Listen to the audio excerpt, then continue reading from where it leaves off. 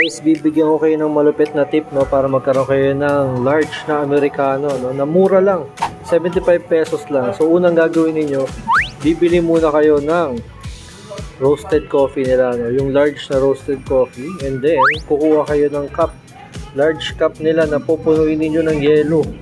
Ayan, ako hindi naman ako maarte sa Americano ko, gusto ko lang talaga para may iniinom lang ako na kape. Kaya, ibubuhos ko lang yan dyan. No? Kung bibili kayo ng Americano kasi around 100 plus ito. 111, 125 pesos yung large na iced Americano. So ito na yun. Iced Americano for 75 pesos. Free na yung ice, free na yung cup. Ang kailangan mo na lang isalin is yung coffee.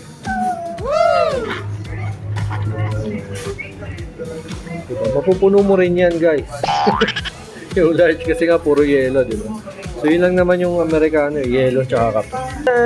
May iced Americano ka na. Gano'n ka simple, gano'n kadali, guys. So, nakatipid ka ng almost 30 to 40 pesos dito. At sa inyo lang, guys, kung lalagay nyo pa yung asukal tsaka yung creamer, ha. Pero ako hindi na ako lalagay ng asukal tsaka creamer. Kaya ayun, kape lang talaga. So yun lang. Paparapapi.